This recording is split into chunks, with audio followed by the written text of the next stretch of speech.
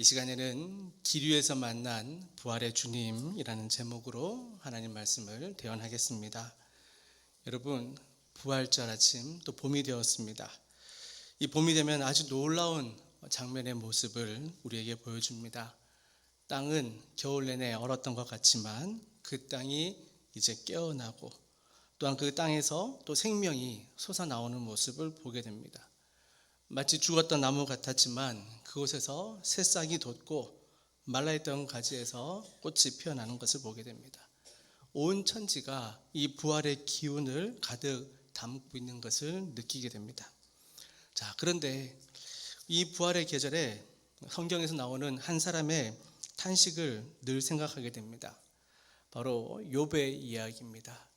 이 부활의 소망 가운데 우리는 이 봄의 기운을 맞이하고 있는데 욥은 이 자연을 보면서 항상 이렇게 이야기했었어요.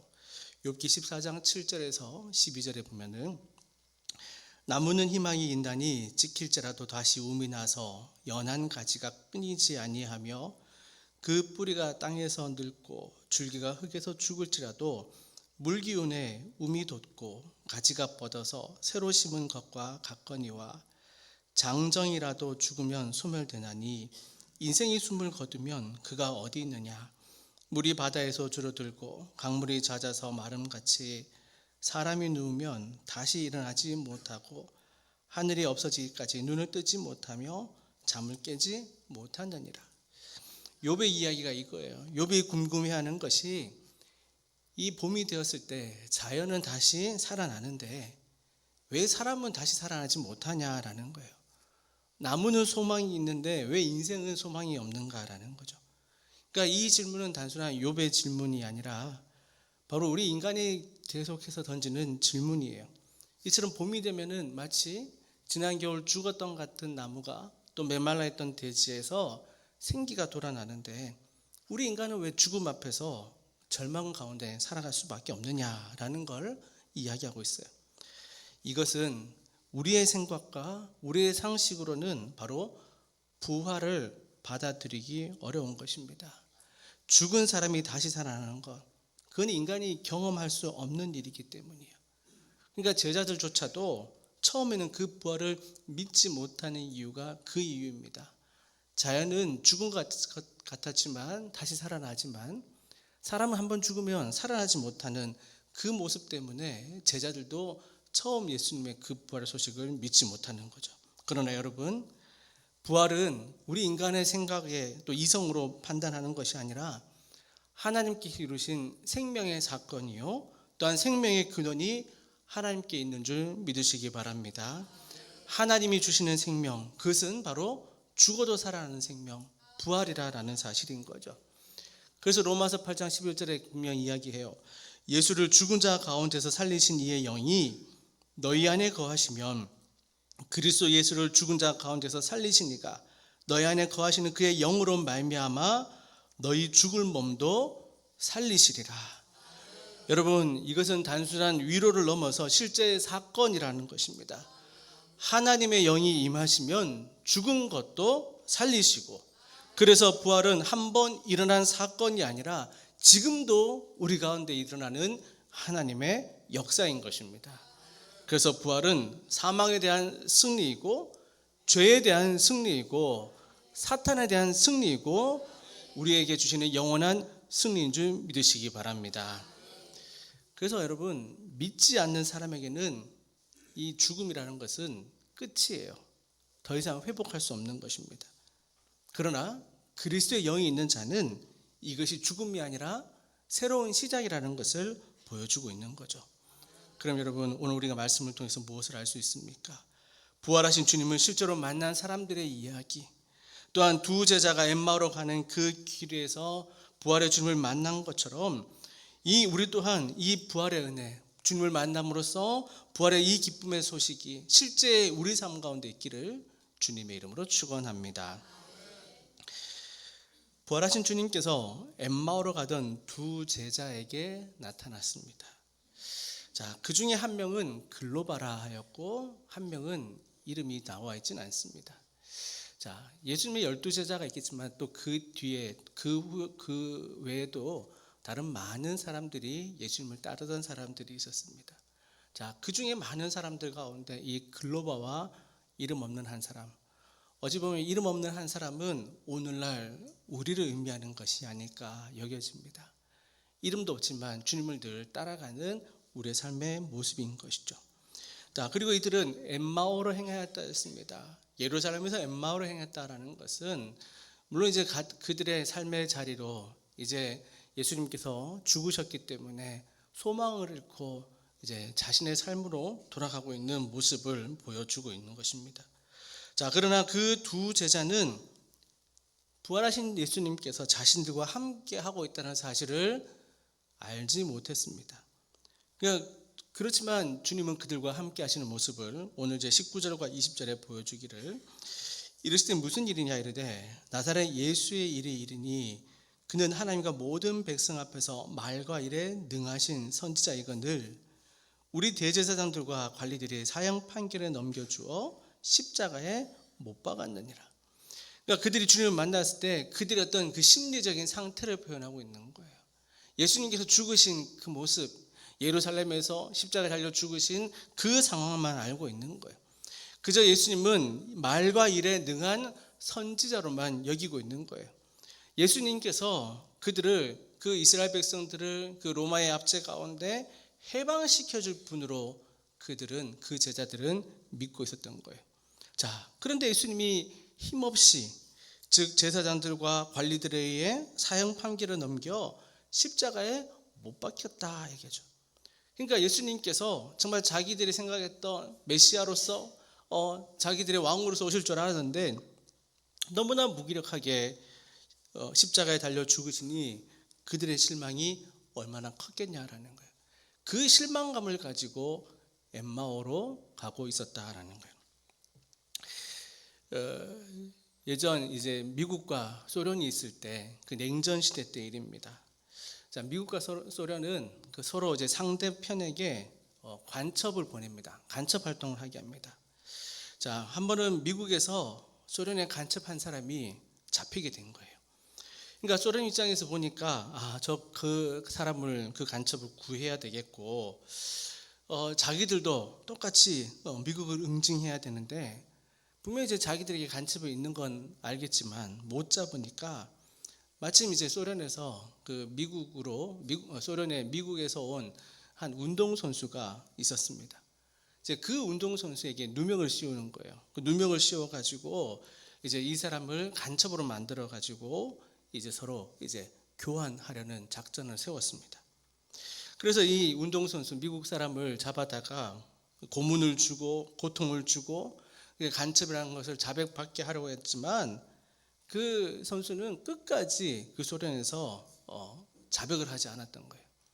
그래서 소련 입장에서 방법을 바꿨습니다. 이 사람이 끝끝내 자백을 하지 않으니까 이제 옥문을 활짝 열어주는 거죠. 이제 석방을 시켜주는 것입니다. 자, 당신은 이제 간첩이 아니니까 내일이면 이제 미국으로 돌아갈 수 있습니다. 이렇게 말을 하고 이제 그 전날 이제 귀한 대접을 하고 또 이제 새 옷을 입히고 나갈 준비를 하게 만들었습니다. 그러니까 지금까지 엄청난 고문을 받고 또 참아왔는데 이제 자신의 고향 땅으로 돌아가겠다라는 생각을 하니까 얼마나 큰 소망이 있었겠습니까? 자, 그 다음 날입니다. 드디어 이제 감옥 문이 열리고 나가려고 하는데 이 소련에서 작전을 세운 거예요. 다시 그 사람을 잡아다가 원래의 감옥 자리로 보낸 거예요. 그때 이 사람의 마음이 무너진 것이에요. 그때까지는 정말 자신이 간첩이 아니기 때문에 자백하지 않았는데 그 뒤로는 이제 그 고문을 견디지 못해서 스스로 간첩이라 여기고 또 결국 이제 유배지로 떠나게 됐다라는 거예요. 이게 무슨 의미냐면 여러분, 정말 우리가 절망 가운데 있다가 소망이 생기다가 다시금 절망하게 되면은 완전히 무너진다라는 사실인 거예요. 그 절망, 어려움이 있을 때는 정말 우리가 끝까지 힘을 다해 지키는데 뭔가 소망이 싹 트이다가 다시금 그것이 무너질 때는 첫 번째 절망보다는 완전한 절망, 다시 솟아날 수 없는 그 절망에 빠진다라는 거예요. 바로 이 엠마오로 가는 제자들의 모습이 바로 이런 심리 상태인 거예요. 예수님이 그들의 해방자로 또 구원자로 또 구세주로 왕으로 오실 것을 믿고 그들은 종료주일 아침 예수님이 예루살렘 입성하실 때 호산나 다윗의 왕이여라고 외쳤지 않습니까? 소망이 있었던 거예요. 자, 그런데 그들은 그렇게 기대했던 예수님이 사형 선고를 받고 십자가 달려 죽으시는 걸 보면서 그들은 소망을 다 잃어버리고 말았다라는 사실인 거예요. 여러분, 우리가 어떻습니까? 때로는 우리도 상처받는 일이 있어요. 어려움을 받을 때가 있어요. 자, 그런데 그것은 견뎌내지만 작은 소망이 피어나다가 그것조차 무너질 때 우리는 더 크게 낙심하게 된다라는 사실인 거예요. 하지만 여러분, 주님은 그때도 우리와 함께하는 줄 믿습니다. 주님은 언제나 우리와 함께 하시는 거예요. 우리가 기도할 때도 함께 하시고, 우리가 예배 드릴 때도 함께 하시고, 우리가 길을 갈 때도, 정말 어느 상황 가운데도 언제나 우리와 함께하는 줄 믿으시기 바랍니다. 마태복음 28장 20절에 볼지어다 내가 세상 끝날까지 너희와 항상 함께 있으리라 하시니라 하셨습니다. 주님과 제자들과 함께 하셨던 주님이 바로 오늘 우리 가운데도 함께 하시는 은혜가 있기를 주님의 이름으로 축원합니다. 자, 이 예수님은 부활하셔서 또 그 제자들과 함께 하면서 그 말씀을 또 그들에게 풀어주고 또 그 말씀을 깨닫게 하시죠. 26절, 27절 말씀이에요. 그리스도가 이런 고난을 받고 자기의 영광에 들어가야 할 것을 알 것이 아니냐 하시고 27절 같이 읽습니다. 시작. 이에 모세와 모든 선지자의 글로 시작하여 설명하시니라. 아멘. 자, 이제 보면은 그 제자들에게 말씀을 풀어주고 있습니다. 주님께서 십자가에 죽으시고 부활하실 것에 관한 예언의 성경을 풀어주시는 거예요.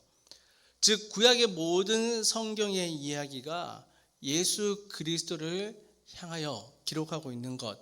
그러니까 두 제자는 이제 그 이야기를 듣고 눈이 열려서 그제서야 이 말씀을 하시는 분이 부활하신 주님이다라는 것을 알게 되었다라는 거 아닙니까?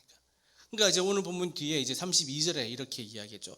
그들이 서로 말하되 길에서 우리에게 말씀하시고 우리에게 성경을 풀어 주실 때에 우리 속에서 마음이 뜨겁지 아니하더냐 이렇게죠. 예수님이 그들에게 말씀을 풀어 설명하였을 때 그들이 영의 눈을 뜨고 또 그들이 함께 하시는 분이 예수님이라는 것을 그들이 알게 되었다라는 사실인 거예요. 그러니까 여러분, 말씀을 풀어주실 때 주님의 십자가의 부활을 그들이 깨달았다라는 거예요.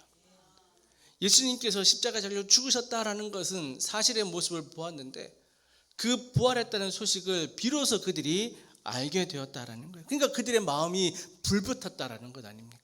여러분, 바로 부활의 소식을 알고 믿는 믿음의 사람은 바로 마음에 이 부활의 능력의 역사로 말미암아 마음이 이렇게 불받는 이러한 마음의 동기가 부여되어야 되는 것이에요.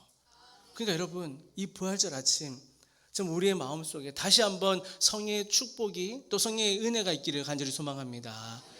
부활의 능력을 믿는다면 우리 마음이 식을 수 없는 거예요. 마음이 불붙었기 때문에 모든 일에 참으로 주의 은혜 속에 감격으로 살아가게 되는 것 아닙니까? 마가의 성령의 다락방 가운데도 임하였던 것입니다. 부활하신 능력을 그들이 믿고 간구하고 기도할 때에 마가의 성령방에 성령이 임하였던 것처럼 우리 가운데도 또 이 제자들의 마음이 불붙는 것처럼 우리 마음에도 참으로 주의 성령의 능력가 불붙기를 축복합니다. 여러분, 성경은 누구나 다 읽을 수 있는 책입니다. 또 성경은 누구나 다 알 수 있는 글로 기록되어 있습니다. 그렇지만 성경은 비밀의 이야기입니다. 성경은 바로 우리가 머리로만 안다고 해서 우리가 이해하는 게 아니라 성경은 말씀으로 그 비밀을 풀어줄 때 우리는 깨닫게 되는 것입니다. 그것은 바로 성경에서 말하는 거라고 십자가의 십자가의 길을 이야기하는 거예요. 하나님께서는 인간의 죄를 하기 위하여 어떻게 하셨어요? 인간의 죄를 해결하기 위하여 독생자 예수님을 보내주셨습니다. 그리고 예수님께서는 그 죄를 해결하기 위해 십자가에 달려 죽으시고 또 죽은 지 사흘 만에 부활하시고 승천하시고 다시금 재림하신다 약속하셨어요. 여러분, 이게 바로 십자가의 도 아닙니까? 그래서 우리는 주님을 믿으면 예수님의 공로로 우리는 구원을 받는 거예요. 이게 복음이라는 사실인 거예요. 단순한 진리인 것 같지만 이것을 이해하지 못하고 믿지 않으면은 그냥 미련하게 보이는 거잖아요. 이게 고린도전서 1장 18절이잖아요. 십자가의 도가 멸망하는 자들에게는 미련한 것이요 구원을 받는 우리에게는 무엇이라고요? 하나님의 능력이라는 사실인 거예요. 세상적으로 아무리 똑똑하고 또 아무리 많이 배워도 이 십자가의 도를 믿지 못하면은 이것은 다 미련한 것들, 정말 어리석은 것들에 불과하지만 이 십자가의 능력을 믿는 가운데 살아갈 때 바로 이것이 바로 우리에게 임하는 하나님의 능력인 줄 믿습니다. 바로 그래서 예수님의 영이 임하신 건 성령이 우리로 하여금 이해해 주시고 믿게 해 주시고 성령의 영이 우리 가운데 말씀을 풀어 주실 때 그래서 우리는 성경을 읽고 믿게 되는 것 아니겠습니까? 사도행전 8장에 보면은 그 에티오피아 내시에 관한 이야기가 나와요. 자, 이 사람은 하나님을 찾는 사람이었습니다. 그래서 이제 이방 땅에서 예루살렘까지 와서 예배를 드리고 돌아가는 길이었죠. 자, 근데 이제 마차를 타고 가던 길에 성경을 읽고 있었어요. 이제 그때 당시 성경은 이제 구약의 말씀, 또 이사야의 말씀을 그가 읽고 있었어요. 그래서 사도행전 8장에서 빌립이 달려가서 선지자 이사야의 글 읽는 것을 듣고 말하되 읽는 것을 깨닫느냐? 대답하되 지도해 주는 사람이 없으니 어찌 깨달을 수 있느냐 하고 빌립을 청하여 수레에 올라 같이 앉으라 하니라 하죠. 자, 이 사람이 성경을 읽고 있는데 이제 빌립이 성령의 감동에 따라서 이 에티오피아 내시를 만나게 됩니다. 자, 이해가 되느냐 물으니까 이 내시가 뭐라고요? 이걸 아무리 읽어도 이것을 깨닫게 해주는 자가 없습니다. 자, 그리고 이제 8장 35절에 빌립이 입을 열어 이 글에서 시작하여 예수를 가르쳐 복음을 전하니 라고죠. 이 내시가 그때까지는 글로 읽었지만 알지 못하였지만 이 빌립을 통하여서 이사야 말씀에 대한 그 의미와 또 그 말씀이 바로 예수님에 관한 이야기라는 것을 깨닫게 해준 거예요. 알게 해준 거예요. 그 뒤에 어떤 일이 생깁니까? 이제 그 내시는 하나님을 알고 예배했지만 이제부터는 믿음이 생겨났던 거예요. 그 즉시 결단하였어요. 그리고 그 자리에서 바로 세례를 받았습니다. 이 사람은 무엇으로 바뀌게 되었습니까? 어떤 새로운 정보를 들어서 바뀐 게 아니라 말씀이 열렸기 때문에 그 가운데 열렸기 때문에 그가 믿음으로 변화되고 새 사람이 되고 세례를 받게 된 것 아닙니까? 여러분, 오늘 본문도 마찬가지예요. 엠마오로 가는 두 제자 성경의 이야기는 알고 있었습니다. 자, 그리고 예수님께서 잡히시고 죽으신 것까지 다 알고 있었습니다. 자, 그런데 이제 그 말씀, 그 되어진 상황을 예수님께서 그 말씀을 풀어주니까 어떻게 돼요? 마음이 뜨거워졌다라는 거예요. 이제 부활이 이해되는 거예요. 여러분, 우리도 동일한 것입니다. 그저 성경을 읽는 것과 마음이 열려서 성경을 깨닫는 것은 다른 거예요. 듣는 것과 우리가 믿음으로 받아들이는 건 다르다라는 거죠. 그래서 우리는 이렇게 기도해야 되는 거예요. 주님, 우리가 말씀을 읽고 이 말씀을 우리가 성령의 감동으로 깨닫게 하여 주시옵소서. 이런 기도가 우리 가운데 있어야 되는 거예요. 그리고 그 말씀을 깨달음으로써 다시금 복음이 우리 가운데 임하여서 복음으로 살아나고 우리의 마음이 다시금 뜨거워지는 은혜가 있기를 주님의 이름으로 축원합니다. 그래서 이 성경에 관한 모든 이야기는 누가 주인공이에요? 바로 예수 그리스도 아니겠습니까? 27절 마지막에 다시 보세요. 이에 모세와 모든 선지자의 글로 시작하여 모든 성경에 쓴 바 자기에 관한 것을 자세히 설명하시니라. 자기 자신, 예수 그리스도에 대하여 쓰였다라는 걸 설명하는 거예요. 그러니까 여러분, 성경이 다 이야기하는 것은 바로 모든 게 다 예수 그리스도를 향하고 있는 거예요. 요한복음 5장 39절 예수님께서 말씀합니다. 너희가 성경에서 영생을 얻는 줄 생각하고 성경을 연구하거니와 이 성경이 곧 내게 대하여 증언하는 것이니라. 예수님께서 말씀하시는 거예요. 이 성경, 이 이야기는 다 그 예수 그리스도 메시아에 관한 이야기라는 거예요. 그래서 여러분, 우리 이 말씀을 통해 참 진리를 깨닫게 되는 것입니다. 말씀이 참 진리, 또 이 성경은 예수 그리스도를 증거할 때 사도 요한이 이야기하는 게 뭡니까? 요한복음 20장에서 마지막 이야기잖아요. 오직 이것을 기록함은 너희로 예수께서 하나님의 아들 그리스도이심을 믿게 하려 하며, 그러니까 예수님이 하나님의 아들이라는 걸 믿게 하고, 또 마지막에 뭡니까? 너희로 믿고 그 이름을 힘입어 생명을 얻게 하려 함이라라는 것입니다. 그러니까 성경의 목적이 뭐예요? 우리로 하여금 생명, 영원한 생명, 우리로 하여금 사망에서 생명으로 옮겨지는 은혜를 우리가 누릴 때에, 그것은 바로 하나님의 아들, 예수님께서 살아계신 하나님의 아들이라는 것을 믿음으로 말미암아 사망에서 생명으로 옮겨지게 합니다라는 걸 이야기하고 있는 거예요. 그러니까 이 성경의 주인공은 바로 예수 그리스도라는 사실인 것입니다. 여러분, 우리 성경을 읽을 때 참 여러 가지 많은 이야기들을 보게 됩니다. 어떤 지혜의 문서라든지, 또 우리가 이 세상에 살아갈 때 또 인간으로서 어떤 도리를 하며 살아가야 될지, 어찌 보면 어떤 재정적인 축복의 원리도 성경에서 보여주고 있고, 또 건강의 어떤 비결도 성경에서 나타나고 있고, 또 여러 가지 어떤 인간적인 관계라든지 어떤 기도의 응답의 비밀도 분명 많이 나와 있습니다. 자, 그러나 중요한 것은 이 성경이 말하고 있는 핵심은 바로 뭡니까? 예수 그리스도라는 사실인 거예요. 성경에 나오는 많은 인물들, 또 여러 가지 절기들, 또 여러 가지 사건들, 이거 다 중요하지만 그것이 모든 것이 바라고 있는 것은 예수 그리스도라는 거죠. 그러니까 여러분, 우리가 아브라함을 통해서 알 수 있는 게 뭡니까? 그 믿음의 원리를 배울 수 있지만 더 중요한 것은 예수 그리스도를 발견하는 거예요. 욥을 통해서 알게 됩니다. 그 인내를 통해 배울 때 하나님께서 더 많은 것을 주신다 여기는 것을 알지만, 그것을 통해서 우리는 예수 그리스도를 배우게 되는 거예요. 야곱이 야복강가에서 기도했습니다. 그 형의 마음이 변화된 것을 보게 됩니다. 하지만 더 중요한 것은 예수 그리스도를 알게 되는 거예요. 요셉이 꿈을 꿨어요. 그 비전을 통해서 하나님께서 그를 세워나갈 것을 보게 됩니다. 그렇지만 그것을 우리는 예수 그리스도를 발견하게 돼요.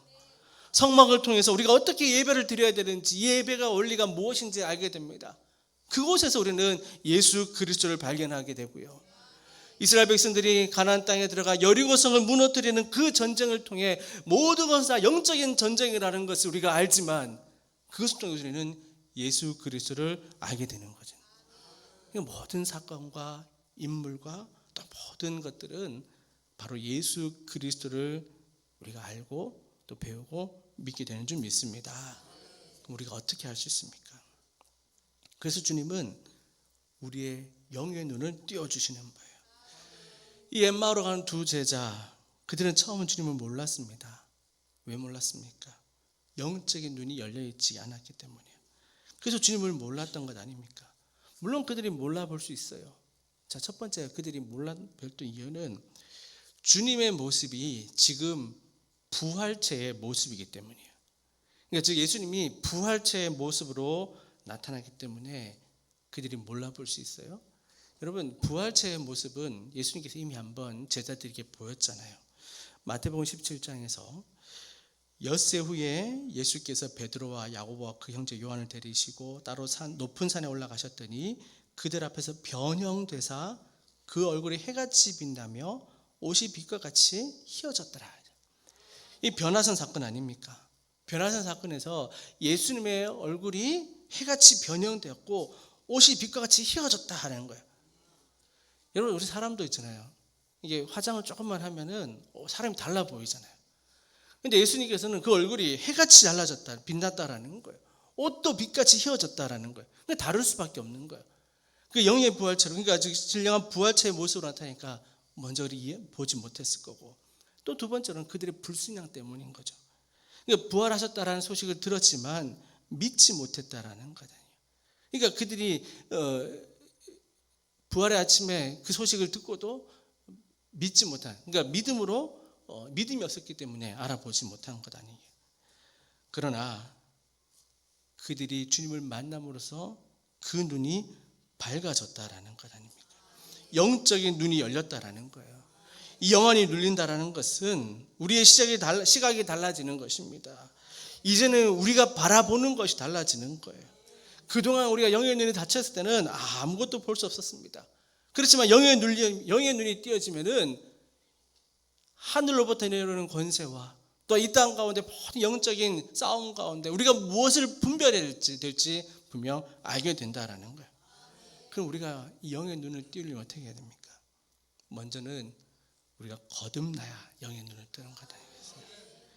요한복음 3장에서 이야기해요. 예수께서 대답하실 때 진실로 진실로 내게 이르노니 사람이 거듭나지 아니하면 하나님 나라를 볼 수 없느니라. 거듭나야 영의 눈이 밝혀진다라는 거예요. 또한 마음이 청결해야 돼요. 마태복음 5장 8절이죠. 마음이 청결한 자는 복이 있나니 그들이 하나님을 볼 것이요. 마음이 청결하면 보겠다라는 거예요. 여러분, 저도 이제 안경을 끼고 있지만 안경을 낄 때 항상 아침마다 하는 게 안경을 닦는 거예요. 만약 이 안경이 어두운 어떤 그 종이로 덮여 있다, 다른 어떤 수건으로 덮여 있다, 그럼 여러분 볼 수 없는 거예요. 마음이 청결하였을 때 그 자는 복이 있고 영의 눈을 떠 하나님 보게 될 줄 믿습니다. 세 번째로는 주님이 열어주시면 열리는 거예요. 에베소서 1장 17절 이야기합니다. 우리 주 예수 그리스도의 하나님 영광의 아버지께서 지혜와 계시의 영을 너희에게 주사 하나님을 알게 하시고, 하나님의 강권적인 능력으로 지혜의 영을 열어주시고 계시의 영을 주실 때 우리는 영의 눈을 뜨게 될 줄 믿으시기 바랍니다. 사랑하는 여러분, 오늘 말씀으로 한 문장 정리하면 이거예요.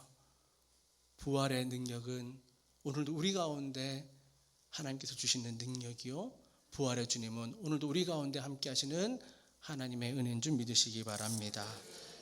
엠마오로 가는 그 두 제자를 한번 생각해 보십시오. 그들은 지금 영적인 상황에서 내려가는 길이에요. 예루살렘에서 엠마오로 가고 있는 것, 그들은 실망하고 좌절하고 낙심하고 또 어디로 가야 될지 그 방향을 잃은 상태예요. 그렇지만 그 길에서 주님이 만나 주십니다. 그 인생이 어떻게 변합니까? 말씀을 듣고 눈이 열리고 마음이 뜨거워지고 다시금 예루살렘으로 돌아갔다 하였습니다. 여러분, 이 세상 우리는 살아갈 때 지금 어디로 가고 있습니까? 또 우리가 항상 가는 길 가운데 주님께서는 항상 함께해 주실 줄 믿습니다. 우리의 길이 어느 길이든 부활하신 주님이 우리를 만나 주실 때 또 그 말씀을 듣고 우리 또한 영의 눈을 떠 마음이 뜨거워져 예루살렘을 향했던 그 엠마오로 가는 두 제자처럼 주의 주신 사명 가운데, 또한 주의 주신 맡겨진 일들 가운데 또 주님의 길로 온전히 걸어가는 저 여러분 되기를 주님의 이름으로 축원합니다.